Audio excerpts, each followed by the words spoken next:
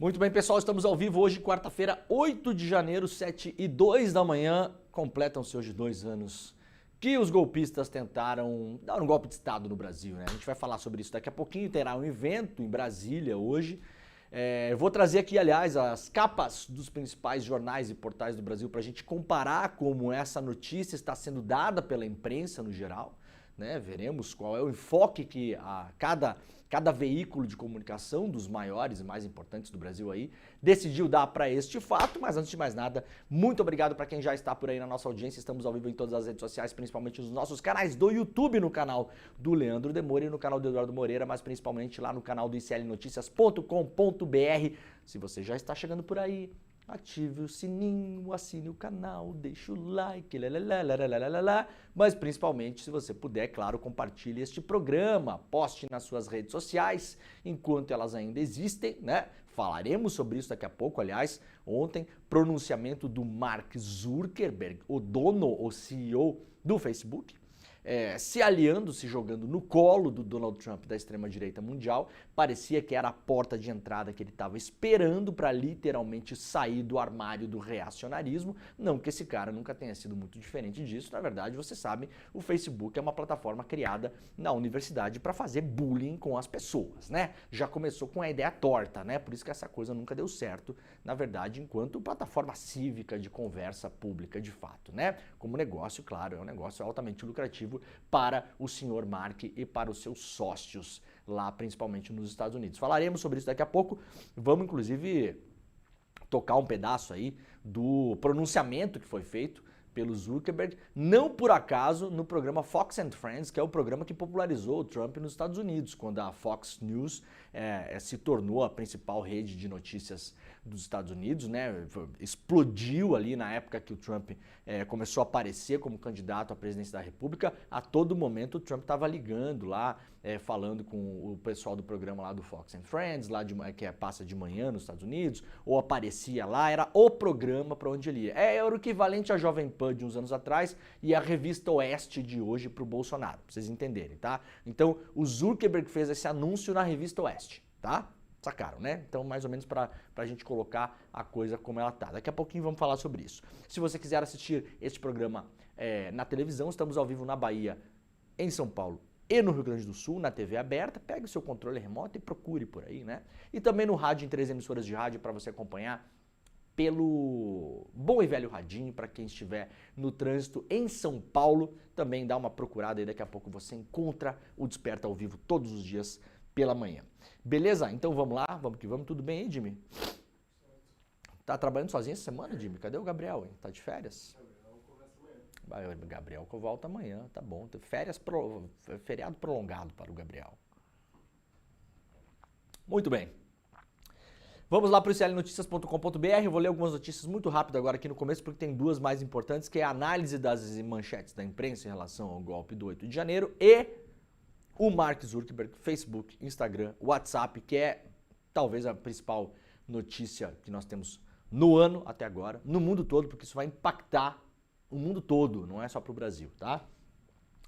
Morreu Jean-Marie Le Pen, líder da extrema-direita francesa, aos 96 anos, foi pro colo do capeta, fundador da Frente Nacional. Jean-Marie Le Pen é pai da Marine Le Pen, que é a atual líder da extrema-direita francesa. Esse cara é um dos caras do pós-guerra lá na Europa, né? Tem alguns outros, né? Na Itália tinha o Bossi, que era o fundador da Lega Nord, enfim, tem essas figuras, né? Tudo macho branco, né? Tava tudo meio velho já também, né? 96 anos, tava lá. Aí o capeta puxou, foi embora. Um ex-filo nazista, né? Neonazista, de fato neonazista, serviu na Argélia, era contra a independência da Argélia. Teve até uma gravadora de música que lançou LPs na época com discursos do Hitler. A faca dele que ele usava lá na Argélia como soldado era uma faca que tinha o nome dele grafado e a suástica no cabo da faca, nazista, tá, gente? Não tô falando aqui, não é força de expressão. Este cidadão era um neonazista, se popularizou na França, ficou conhecido, inclusive, por, durante muito tempo, além do seu radicalismo, usar um tapa-olho como se fosse um pirata, rolava uma lenda sobre ele, né, sobre o Le Pen, que ele tinha perdido aquele tapa-olho numa batalha, num campo de batalha, numa disputa, numa briga com um outro soldado. Na verdade, perdeu um olho, Jimmy abrindo uma lata de sardinha. Então, para além de tudo, era um otário, né, um idiota, e vai com o capeta e o diabo que te carregue e passar bem a humanidade, que tem um a menos aí para lidar, tá bom? Drones respondem por 94% das contaminações por agrotóxicos no Maranhão. Comunidades rurais afirmam que os drones são usados como ferramenta de perseguição e ataques contra pequenos produtores, o que já acontecia antes com os aviões, agora acontece mais facilmente com os drones, né? Porque são mais ágeis, fazem menos barulho, chegam mais próximo das comunidades, então não são usados apenas para pulverizar agrotóxico, mas também são usados próximos de comunidades quilombolas, de retomadas, de comunidades indígenas, justamente para tornar a vida daquelas pessoas piores, para ver se elas vazam dali, para que as terras possam ser roubadas pelos produtores que fazem isso. Ai, mas são todos os produtores que fazem? Não, não são. É todo o agro que é assim, Demori? Não, não é. Quem não é, parabéns, está fazendo só o que é o dever de um cidadão, uma pessoa de bem, né? Pode ganhar um abraço se um dia me encontrar em algum lugar, no aeroporto e tal, e falar, olha, Demori, eu sou do agro, mas eu não sou uma pessoa legal, eu atuo conforme a lei, não faço desmatamento, não faço queimada ilegal, não jogo veneno na cabeça de criança indígena, então eu vou dar um abraço em você, tá? Todos os outros que vão pro colo do capeta também, que hoje, já que o capeta tá puxando, pode puxar todo mundo junto, né? Denúncias de violação de direitos humanos aumentam 22% no Brasil. Em 2024, diz que Sem recebeu mais de 657 mil denúncias de violações de direitos humanos no Brasil. O número é 22% superior ao registrado em 2023, quando o canal do Ministério dos Direitos Humanos e Cidadania foi acionado 5.361 vezes. Tem alguma coisa errada, né? Deve ser 536 mil vezes, né? Eu tô lendo certo ou tô lendo errado? Não, eu tô lendo errado, né? Isso. Segundo o Ministério, o total de violações verificadas também aumentou, saltando de 3,4 milhões em 2023 para 4,3 milhões em 2024. Cada denúncia pode resultar em mais de um tipo de violação. Entre as infrações mais recorrentes estão integridade por negligência, com 500 mil de ocorrências, que pode ser, por exemplo, contra idosos, né? Idosos que são abandonados ou ficam sem alimentação, né? Maus cuidados negligentes, né? Com idosos ou com crianças ou com pessoas com algum tipo de deficiência, né? Tortura psíquica e violação à integridade física com exposição de risco à saúde. A maioria das vítimas das denúncias é do gênero feminino, pessoas brancas e com idade entre 70 e 74 anos. Ou seja, a vovozinha idosa, né, que está sendo, no geral, mal cuidada. Na maioria dos casos, as violações ocorrem na casa da própria vítima ou na casa do suspeito. Entre os grupos mais vulneráveis estão crianças e adolescentes, pessoas idosas e mulheres. Família de jovem baleada pela PRF no Rio de Janeiro pede pensão provisória à Justiça. A família de Juliana Leite Rangel, baleada na cabeça por agentes da Polícia Rodoviária Federal na véspera de Natal, pleiteia na Justiça uma pensão provisória para que possa se manter financeiramente. O pai da jovem de 26 anos, Alexandre Rangel, é mecânico e atua por conta própria, mas não está conseguindo trabalhar. Ele também foi baleado, no caso dele, na mão esquerda. Tomei um tiro na mão, não estou em condições de trabalhar.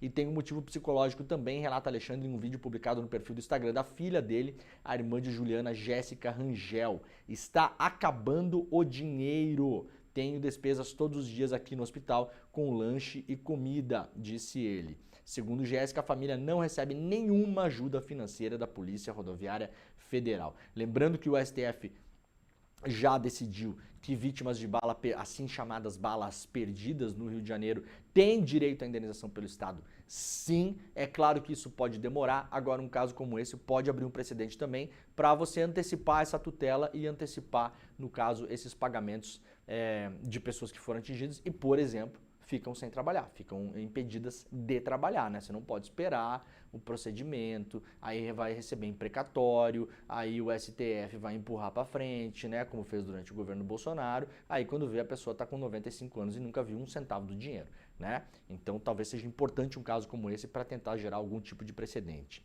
Advogada ameaçada por...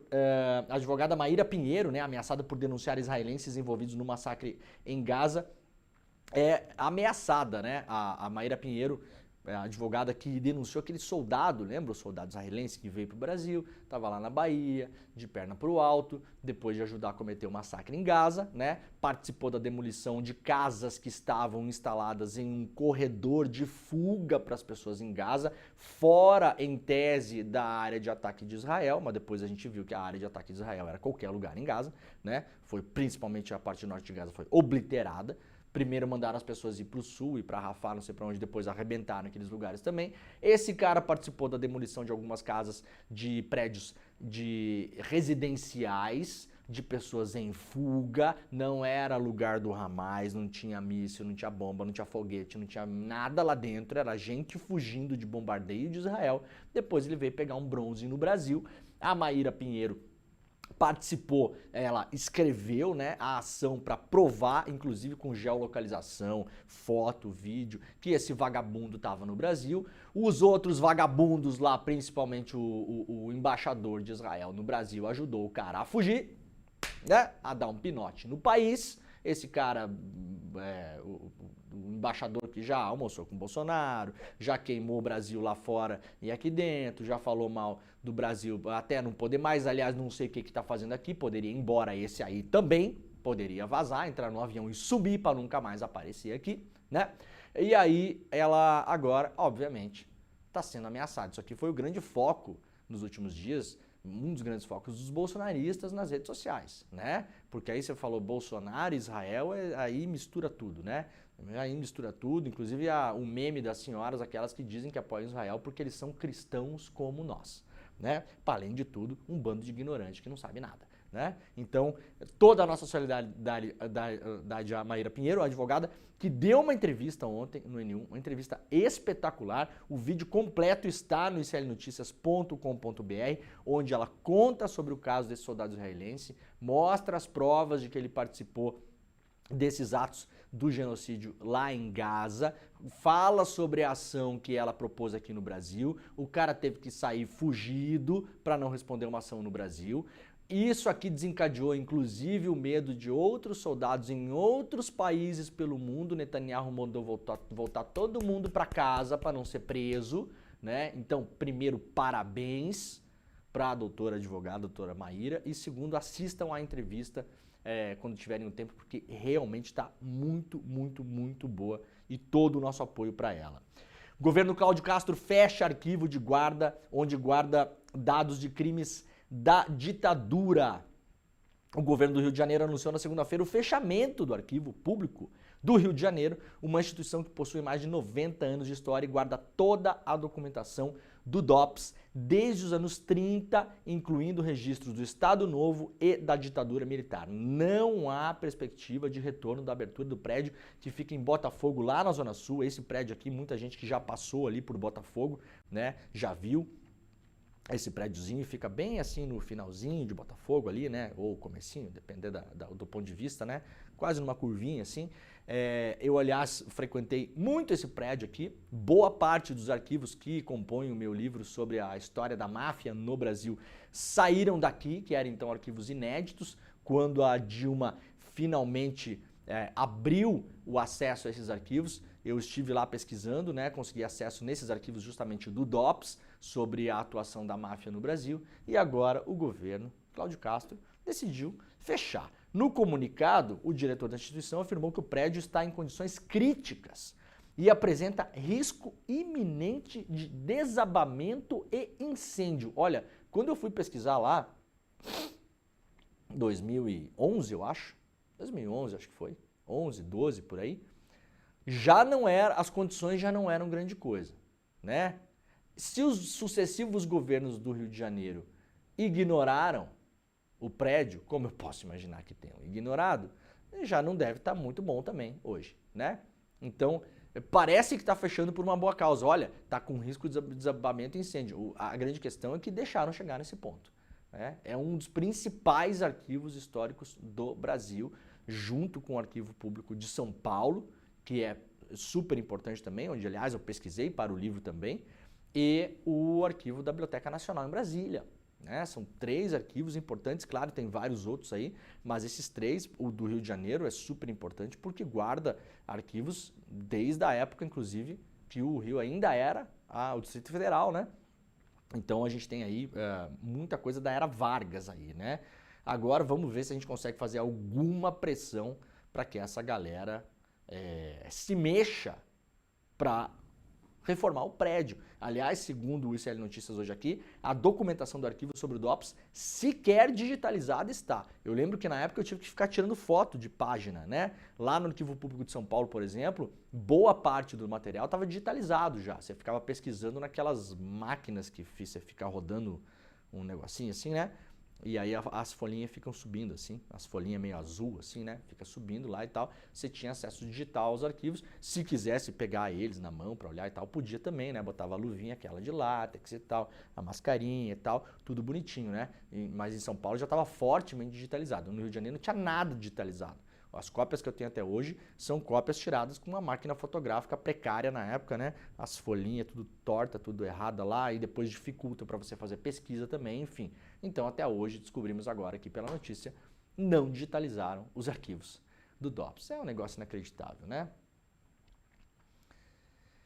Aumentar imposto para ricos permite isentar IR de até R$5.000 sem rombo nas contas públicas, mostra um estudo. Ou seja, se a gente fizesse as pessoas que ganham muito mais pagarem um pouco mais, nós faríamos as pessoas que ganham menos pagarem nada e isso não alteraria em absolutamente nada o equilíbrio das contas públicas, que é a grande preocupação da Faria Lima, né, hoje.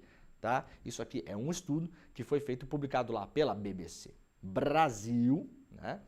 E a estimativa é do Sindifisco, o sindicato da galera que trabalha na Receita Federal, tá?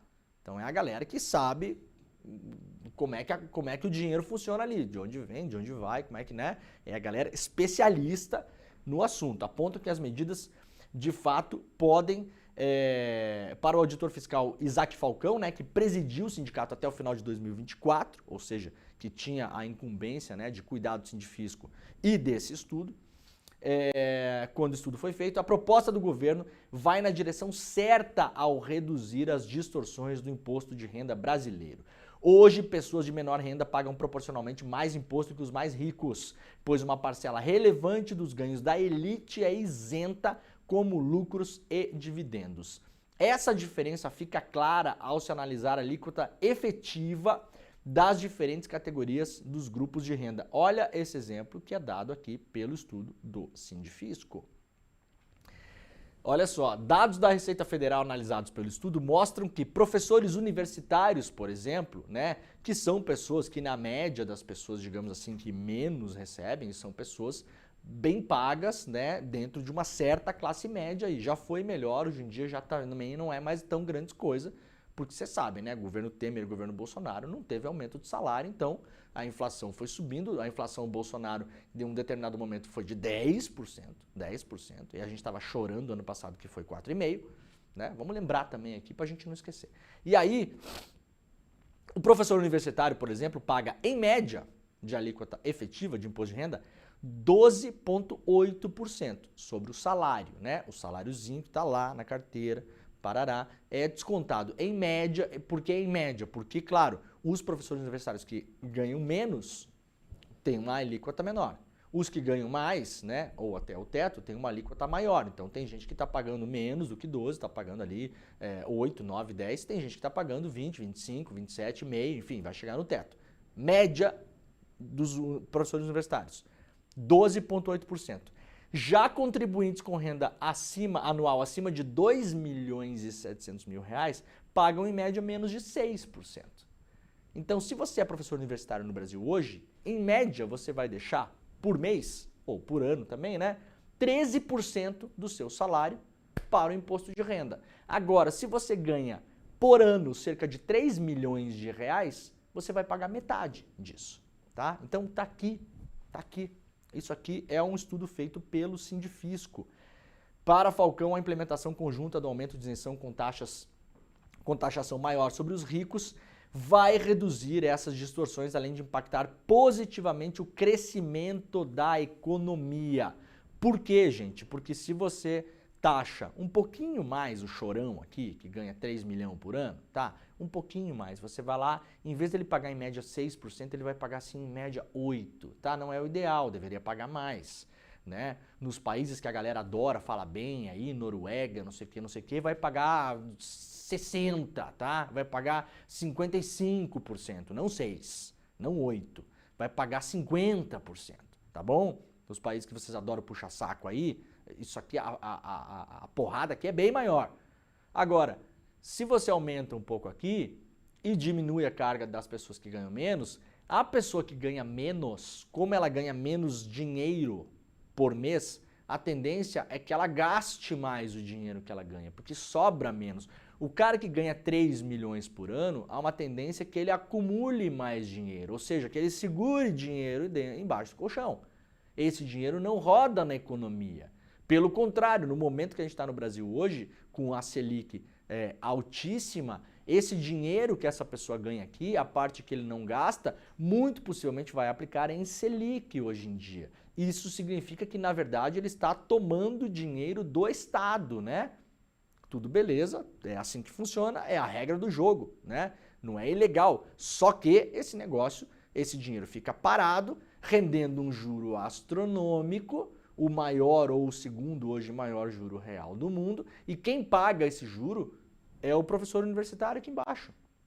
Porque esse dinheiro que é taxado dele aqui, principalmente no imposto de renda e outros impostos sobre consumo, sobre gasolina, etc e tal, isso aqui vai para as contas públicas e é usado para pagar o juro da dívida. O juro da dívida é convertido, está lá também, na Selic, que é pago a quem aplica no Tesouro Direto. Quem está mais propenso a aplicar no Tesouro Direto no Brasil? A pessoa que ganha 3 milhões por ano, não a pessoa que ganha aí uma média salarial de professor universitário.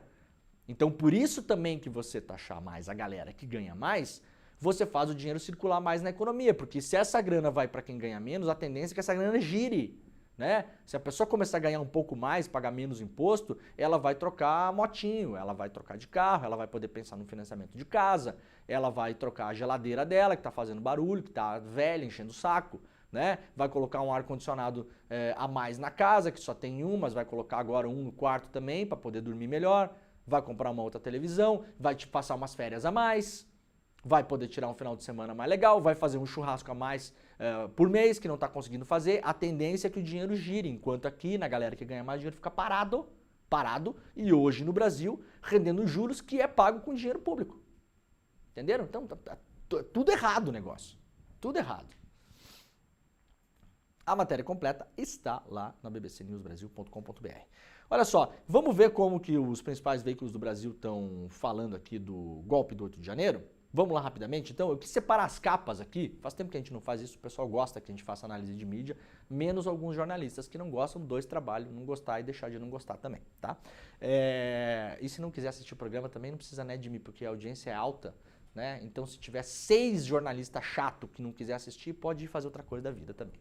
Esse horário, aliás, pode ficar dormindo, né? Se for o caso, é cedo também, não precisa acordar. Olha só, vamos lá pro G1, como é que tá noticiando o G1 hoje. 2 anos do 8 de janeiro, essa é a manchete do G1 de hoje. Ato de Lula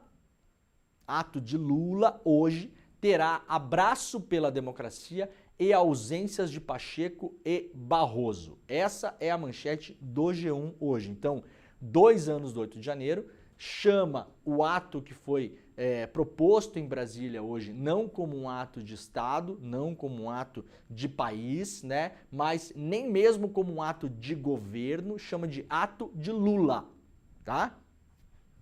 Aí depois a gente vai analisar uma por uma. E aí vocês vão pensando aí já mais como que a coisa tá. Vamos lá para o jornal O Globo, como está sendo noticiado hoje. A manchete do jornal O Globo é baseada numa coluna da colunista Malu Gaspar. 8 de janeiro, 2 pontos. Não é hora de discutir anistia, diz futura presidente do Superior Tribunal Militar. E na linha de apoio aqui embaixo, né, para a ministra Maria Elizabeth Rocha, data é ferida aberta que vai custar a cicatrizar. Boa manchete, né? Boa manchete. Uma escolha que às vezes é uma escolha não muito boa, porque você pode escolher quem entrevistar e qual frase colocar na manchete do seu jornal, né? Às vezes isso dá certo, às vezes isso dá errado, né? No geral, nesse tipo de assunto, talvez seria melhor o próprio jornal tomar uma posição. A gente vai ver como outros veículos fizeram. No entanto, pela escolha, na minha opinião, uma boa manchete, né? Não é hora de debater anistia, diz a futura presidente do Superior Tribunal Militar. Eu diria mais, não é hora e nem será hora nunca, né? Não é hora e nem será hora nunca. Eu posso imaginar que a Maria Elizabeth Rocha, já vi entrevistas dela, aliás, gostei muito, não está querendo dizer que haverá hora de debater. Só vamos reforçar aqui. Não é hora e nem haverá essa hora, nem existirá essa hora, não chegará essa hora, esperamos, né? Então essa é a manchete do Globo de hoje, sobre o 8 de janeiro. Vamos lá para o UOL. Forças Armadas terceirizam ao STF punição a militares envolvidos no 8 de janeiro. Uma manchete mais técnica, digamos assim, né? Até às 6h30 da manhã, mais ou menos, o UOL estava replicando a manchete da Folha. Vamos para a Folha para ver como é que está a manchete da Folha agora, ou se já mudou também. Ministério da Defesa prefere centralizar na Justiça Comum as apurações sobre ataques. Então aqui é um modo de falar que o governo, ao invés de se meter nesse assunto, por uma série de motivos, prefere que o STF tome conta do assunto. Ministério da Defesa, lembrando, ministro Múcio, um ferrenho defensor aí dos militares, escolhido pelo Lula para isso, aliás. Tá? Foi escolhido pelo Lula para isso, para causar uma certa pacificação ali e mais ou menos acomodar as melancias conforme o caminhão vai andando pela estrada, né? Ato de Lula para relembrar ataques do 8 de 1 é chamado de cortina de fumaça por bolsonaristas. Essa era a manchete que estava antes no UOL, tá? A manchete do UOL antes dessa aqui, das Forças Armadas, era essa aqui de baixo, ó. Ato de Lula, então, também o UOL acima como um G1, chama o ato de hoje de um ato do Lula. Parece um ato privado, né? Um ato do Lula. O Lula decidiu fazer isso. Não é um ato de Estado, não é uma... Vejam, nesse caso, tanto o G1 quanto o UOL não abraçam a ideia de que o 8 de janeiro deva ser algum tipo de data nacional da democracia. Não é essa a ideia. É uma coisa assim, o Lula tomou a decisão de fazer esse negócio, então deixa implícito que num futuro governo onde o Lula não será mais presidente, essa data não será mais relevante ou não tem uma relevância. A imprensa editorialmente, nesse caso, não abraça a ideia de que 8 de janeiro é uma data a ser lembrada, né, ou que devemos fazer alguma coisa para lembrá-la, né? Então essa era a manchete anterior do UOL. Ato de Lula para lembrar ataques do 8 de janeiro é chamado de cortina de fumaça pelos bolsonaristas. Então é uma escolha também de você já dar a reação das pessoas que apoiam os golpistas, né? Então não é uma escolha de você falar do ato em si e do fato que aconteceu para que o ato acontecesse hoje, ou seja, da tentativa de golpe do 8 de janeiro. Você já escolhe pegar a crítica dos descontentes, que são as pessoas que apoiam os golpistas, os bandidos, os vagabundos, os criminosos, e colocar essa versão já na manchete, tá? Essa era a manchete do UOL antes. Vamos ver se a Folha manteve essa manchete? Aqui, ó, a Folha manteve esse tom de manchete, tá? Que era o que o UOL estava replicando antes, ó.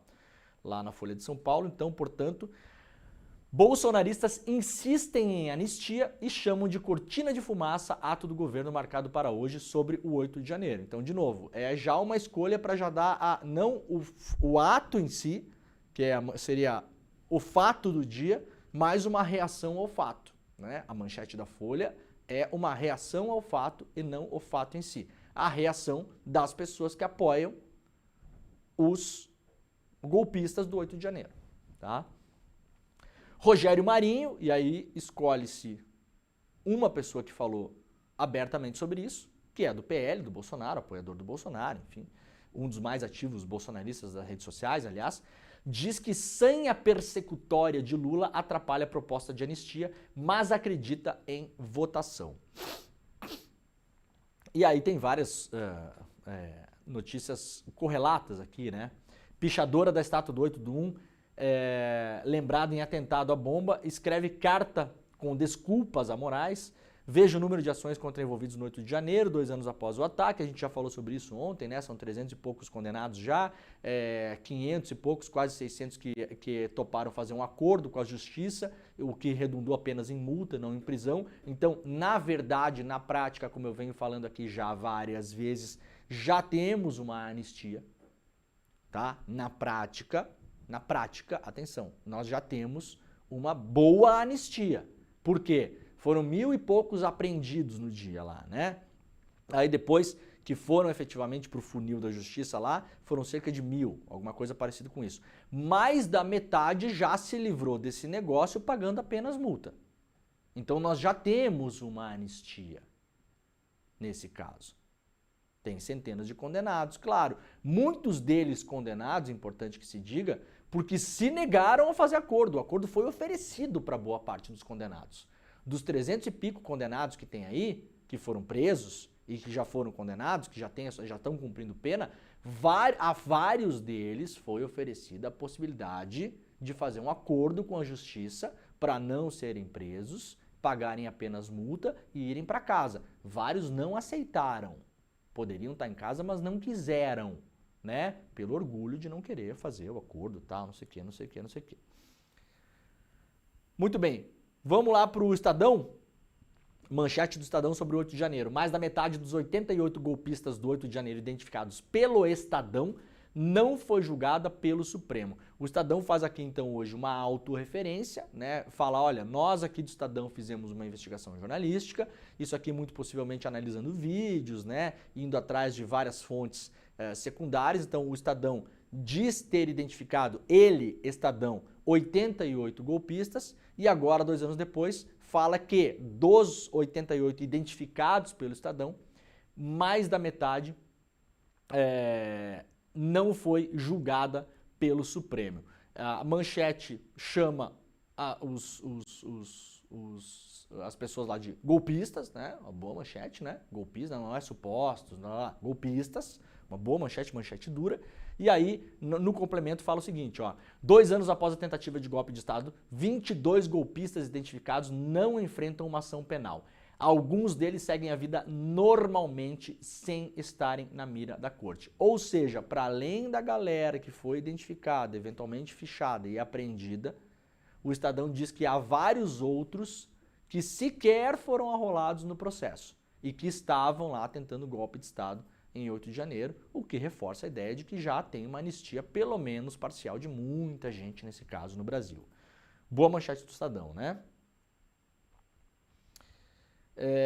E aí tem uma outra... Ah, não, eram essas as manchetes. Bom, o governo vai fazer hoje um ato, né? Esse ato vai contar com presença de algumas autoridades ali e tal. Parece que o Pacheco não vai e o Barroso, se eu não me engano, não vai, né?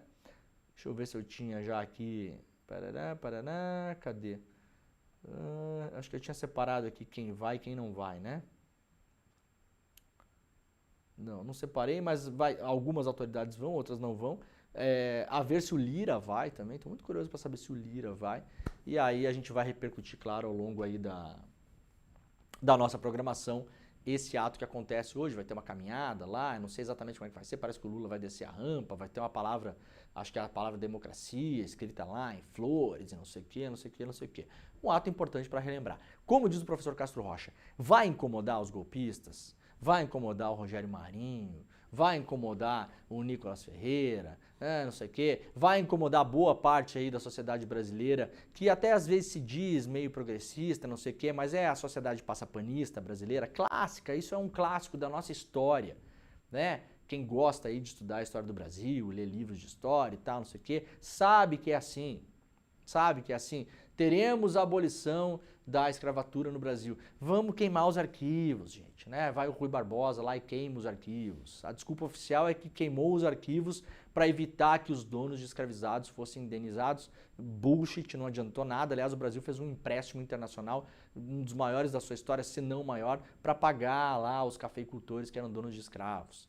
Tá? Então vamos queimar os arquivos. Não se fala mais nisso, né? Vejam que esse papo 200 anos depois, né? Aliás, 500 anos depois, porque a história do Brasil é sempre cíclica em relação a isso, até hoje rola, né? Não vamos falar em racismo no Brasil porque isso que causa o racismo.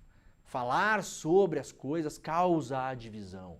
Somos todos iguais. Não somos pretos ou brancos, homens ou mulheres. Não vamos falar sobre o feminismo, porque se você fala, se você defende, se você é feminista, é isso que causa a violência contra as mulheres. Então, se a gente ficar quieto e não falar sobre as coisas se equilibram, os problemas desaparecem, né? É assim, o Brasil lida com a sua história dessa maneira.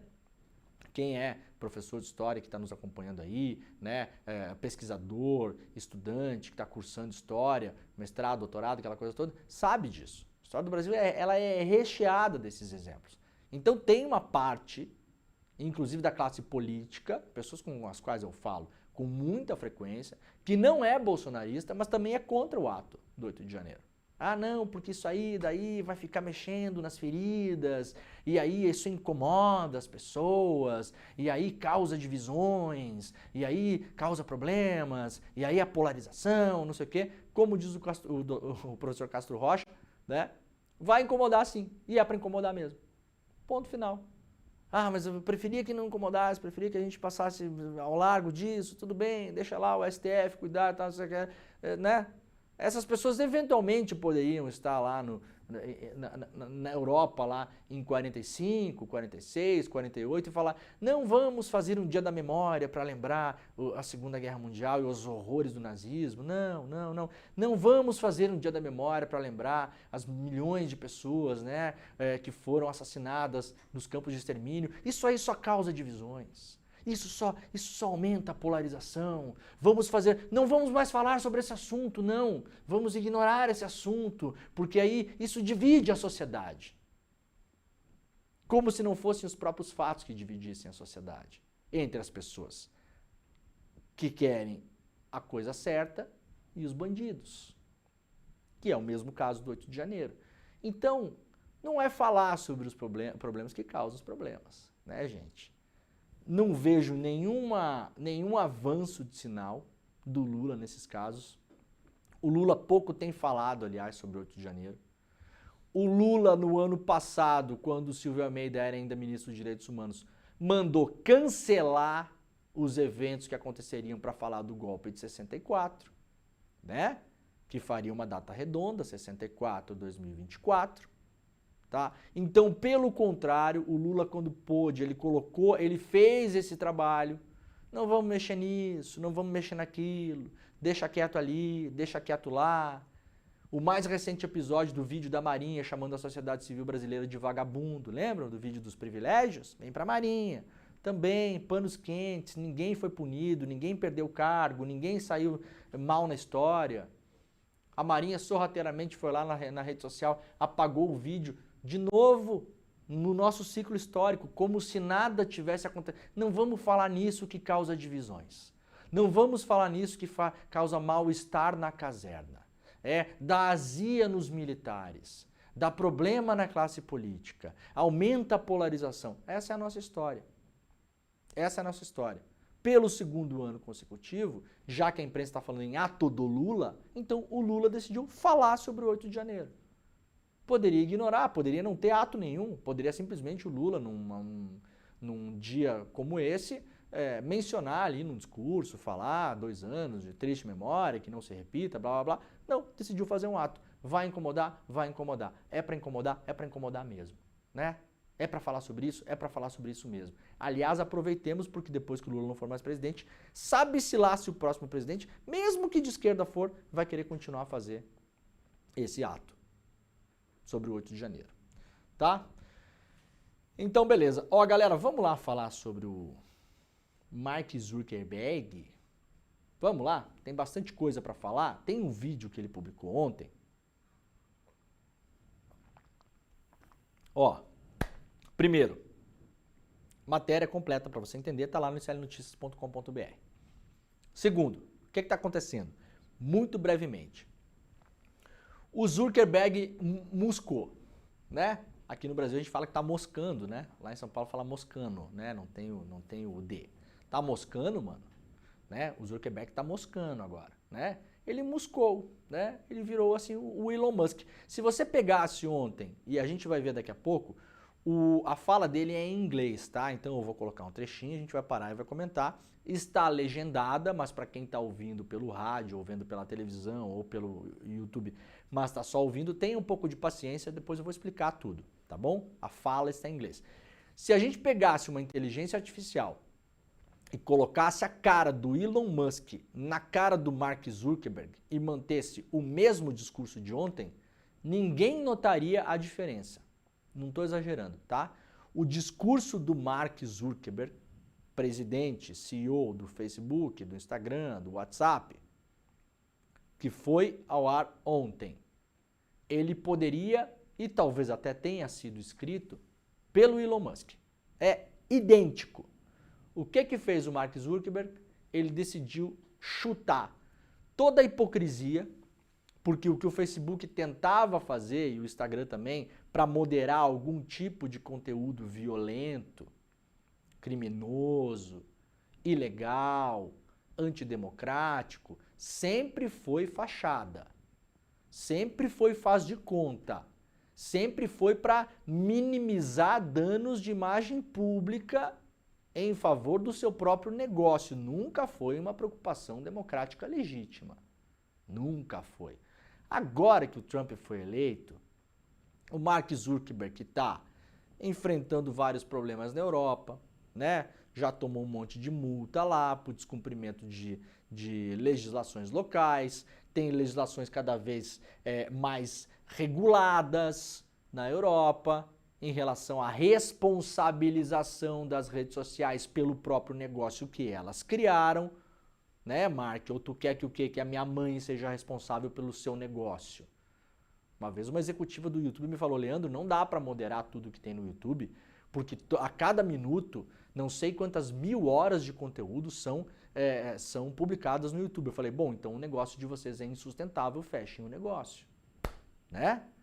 Você imagina a gente ouvir isso de alguém, de um outro negócio? Olha, não dá para monitorar a qualidade do extrato de tomate que é vendido no supermercado, gente. Tem gente que vai comer extrato de tomate e vai morrer. Porque vocês sabem quantos milhões de litros de extrato de tomate são produzidos todos os anos no Brasil? É muito, não tem como monitorar. É impossível. Vocês conseguem imaginar alguém de uma outra indústria falando isso? Olha, não tem como a gente garantir, gente, né, que os automóveis, quando você estiver dirigindo, não vai cair a roda. Você já fez o cálculo de quantos automóveis tem no Brasil? Cada carro tem 4 rodas. Então pega o número de carro, faz vezes 4. Você acha que é possível conseguir saber se todas as rodas vão ficar no lugar que as rodas devem ficar? Não é possível. Então é assim que é. Você sai de carro, a roda pode cair, tá bom? Vocês imaginem a gente ouvir isso de um executivo da indústria automotiva? Não. De rede social é comum a gente ouvir isso. Não tem como monitorar, gente. Nós criamos um negócio altamente lucrativo, bilionário, com um faturamento maior do que vários países pelo mundo e não tem como cuidar disso aqui. Não tem. Isso aqui é uma várzea. E dane-se. Enquanto o dinheiro estiver entrando, dane-se. Agora que o Trump assumiu o poder, o Mark se alinha a ele por motivos econômicos, políticos e ideológicos. Porque concorda com a visão de mundo do Trump, que o negócio onde ele opera não tem que ter regra nenhuma, tem que ser terra de ninguém, como se fosse no setor de petróleo, se ele fosse dono de uma empresa de petróleo. Eu posso furar poço de petróleo na calçada, no meio da rua, na cabeça das pessoas, dentro da casa da pessoa, no meio do prédio, na garagem, onde eu quiser, tá? Essa é a analogia, sem regulação, sem nenhum tipo de regulação. Não sou responsável por isso aqui. Não é problema meu. Bom é só o que entra. O que é feito com o meu negócio publicamente, se vai causar danos democráticos, se vai causar suicídio de pessoas, que acontece, se vai causar danos a reputações, né? Dane-se. Resumindo, é o que o Mark Zuckerberg falou ontem. A gente vai tirar a moderação, não vamos pegar o nosso time que está lá na Califórnia, né, ele não falou isso, mas o intuito é falar isso. Vamos pegar aquele bando de gente diferente lá, né? Aquelas feministas, aqueles viado, aquela galera da Califórnia, sabe? Que o Trump adora falar mal. Vamos acabar com essa gente. Não vai mais ser essa gente que vai cuidar do Facebook. Agora a gente vai transferir pro Texas, onde tem um bando de macho com revólver na cintura trabalhando no Facebook, tá? É isso que ele vai fazer. Ele vai transferir equipes da Califórnia. E isso é um sinal ideológico para quem não entende, né? A Califórnia é tida como o estado dos Estados Unidos, que é o mais liberal nos costumes, né? Diversidade, aquela coisa toda. Isso é uma grande crítica da agenda do trumpismo nos Estados Unidos. Então vamos tirar da mão dessa galera aí, dessa gente, né? Dos trans, das trans, do não sei o quê. Esse é o discurso que está no subtexto, tá, gente? Óbvio que ele não falou isso com essas palavras, eu estou traduzindo aqui. Vamos mandar pro Texas, tá? Então é uma série de coisas. A gente vai colocar o comecinho aqui, Jimmy, e aí quando ele começar a falar das mudanças, aí eu paro e eu vou destrinchar as mudanças para vocês aqui e depois a gente vai ver se isso bate ou não bate com a agenda do Trump. Inclusive o Mark Zuckerberg falando que na América Latina, sem citar o Brasil, tribunais secretos tomam decisões. Eu queria saber qual é o tribunal secreto que temos no Brasil. Temos algum tribunal secreto no Brasil? Essa bobajada de decisões secretas foi espalhada na internet no ano passado pelos jornalistas que fizeram Twitter Files e que publicaram aquelas mensagens de WhatsApp dos assessores do Alexandre de Moraes, né? Defendendo essa bobagem. Espero que estejam felizes com isso agora. Vocês não têm ideia do tamanho do dano que vocês vão causar a vários países, inclusive o Brasil, ao defender essa agenda, porque é uma defesa de agenda, poderia defender outra coisa. Não está defendendo a verdade, o fato, está defendendo uma agenda. É uma opção política, ideológica, editorial, tá? É uma opção, você poderia optar por ir para outro lado, fazer as críticas necessárias, mas ter temperança, entender o momento histórico. Não. Teve muita gente que falou decisões secretas do Supremo, as decisões secretas, como se todos os processos no Brasil fossem públicos e não são. Vários processos no Brasil estão sob sigilo, em várias varas. É comum isso, não só no Brasil, no mundo inteiro. Mas usaram um golpe retórico para reforçar a ideia de que as decisões eram ilegais, para bater palma para maluco dançar, né? Para dar abraço em fascista, para aplaudir criminoso e vagabundo. Usaram esse termo, decisões secretas de Moraes. É exatamente a palavra que o Mark Zuckerberg usou agora para falar sobre a América Latina e está falando sobre o Brasil. Tá? Vamos lá então, o primeiro minuto do vídeo para a gente ver juntos aqui. Hey everyone, I want to talk about something important today, because it's time to get back to our roots around free expression on Facebook and Instagram. I started building social media to give people a voice. I gave a speech at Georgetown 5 years ago about the importance of protecting free expression, and I still believe this today. But a lot has happened over the last several years. There's been widespread debate about potential harms from online content. Governments and legacy media have pushed to censor more and more.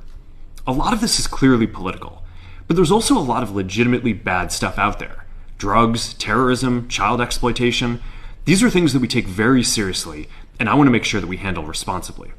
So we built a lot of complex systems to moderate content. But the problem with complex systems is they make mistakes. Even if they accidentally censor just 1% of posts, that's millions of people.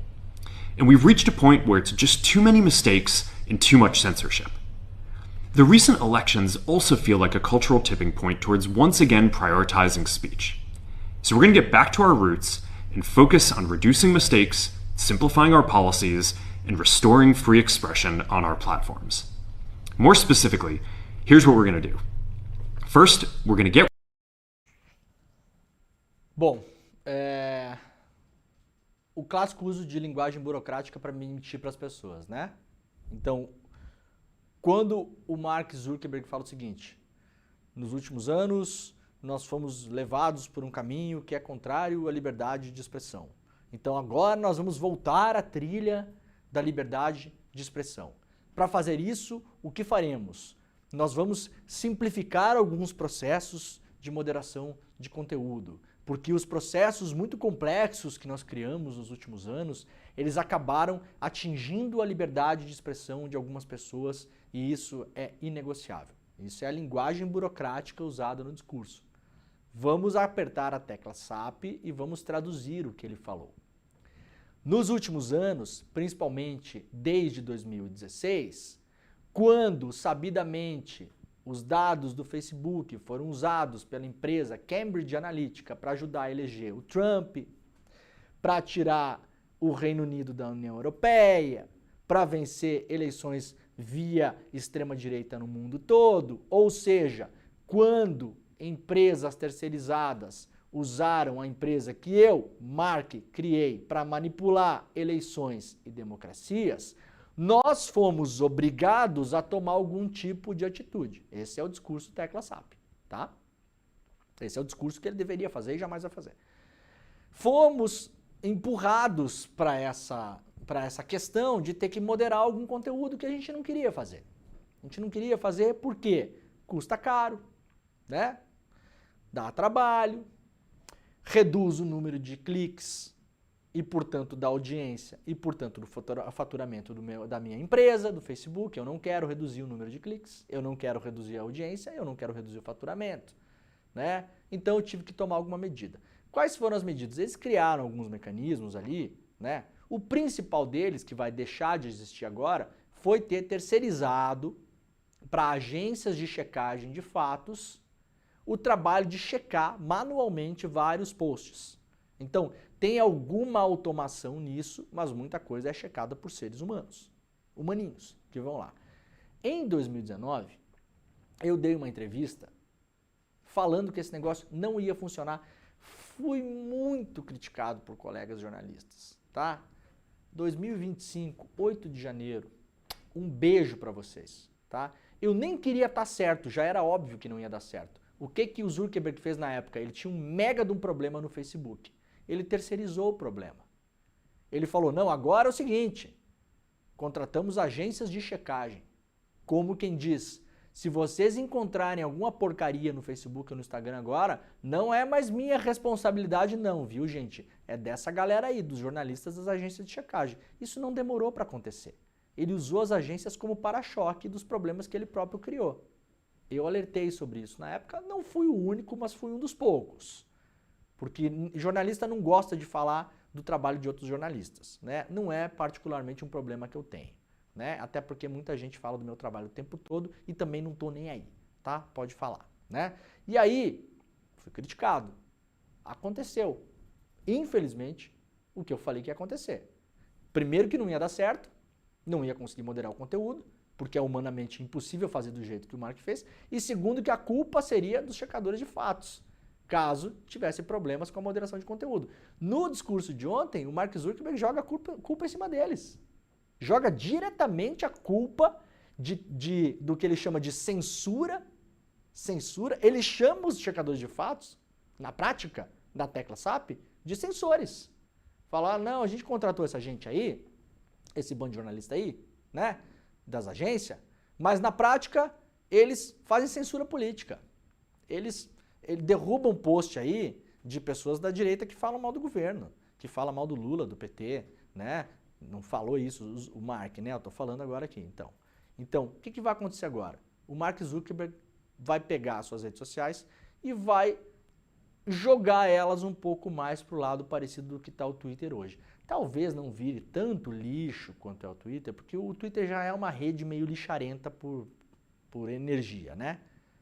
Já é meio. Mas entre as ações tomadas, agora no futuro já, o Mark anunciou que vai começar a espalhar mais conteúdo político, que antes era mais restrito. Então, claro, para não ter que lidar com a moderação de conteúdo político, ele restringiu o alcance, né? Eu não quero lidar com isso aí porque vai custar muito caro, vai custar muito dinheiro, vai interferir no balanço, vai cair o preço da ação, né? Então, eu não vou contratar gente para fazer isso. Então, eu vou restringir o acesso. Então, vai reliberar o acesso disso, vai derrubar a comunidade de checadores de fatos. A parte dos funcionários que trabalham na Califórnia vai ser transferida para o Texas. Isso é um recado ideológico para a ala reacionária, trumpista nos Estados Unidos e no mundo. É como quem diz, sabe aquele bando de trans, de viado, de feminista, aquela gente chata de cabelo azul? Então, eles não vão mais trabalhar nesse negócio não, tá? A gente vai botar um monte de macho com problema de autoestima, com um revólver na cinta, lá no Texas para fazer esse trabalho. Essa é o recado, tá? É um recado político. E chama e fala que vai trabalhar junto com o governo Trump, literalmente ele fala isso. Eles vão trabalhar junto com o governo. Vejam, imaginem se fosse uma rede social de esquerda falando isso, com um governo de esquerda. Hein? A extrema-direita ia tentar dar um golpe por dia nos Estados Unidos. E aqui no Brasil também. Imaginem se o Mark Zuckerberg fala, agora vamos trabalhar junto com o governo Lula e com o governo de Cuba para fazer não sei o quê. Meu Deus, ia ter um caos no mundo. Ontem falou normalmente que vai trabalhar junto com o Trump. Simplesmente.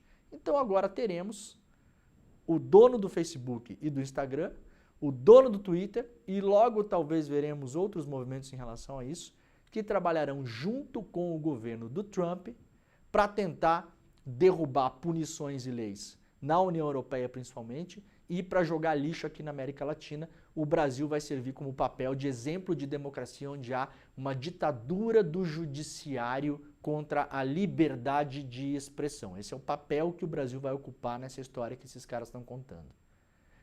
As mudanças são muito importantes, muito relevantes. A gente vai seguir falando sobre isso, inclusive daqui a pouquinho no ICL Notícias, primeira edição, que está começando, tá bom?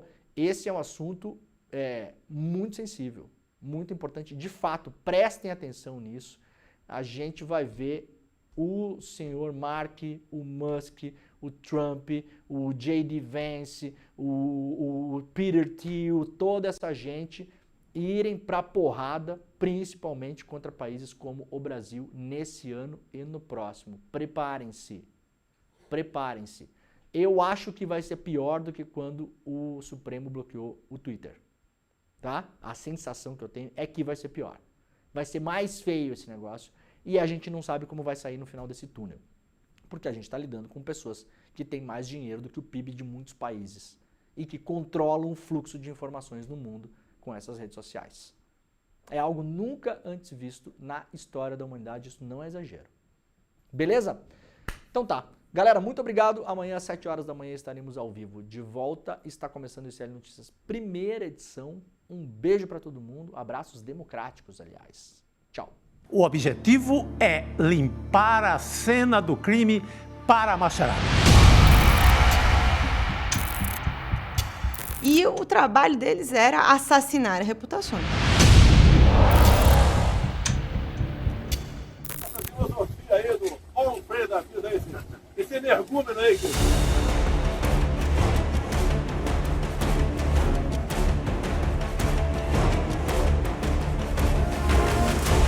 A família Bolsonaro tinha todo um esquema montado para atacar opositores virtualmente. Mas se a gente for lembrar, foi exatamente essa estrutura de questionamento que colocou em xeque as eleições de 2022. E deu no que deu. Para quem ainda não entendeu, isto é uma guerra de narrativas. E nos campos de batalha, as máquinas de moer reputações estão sempre à espreita.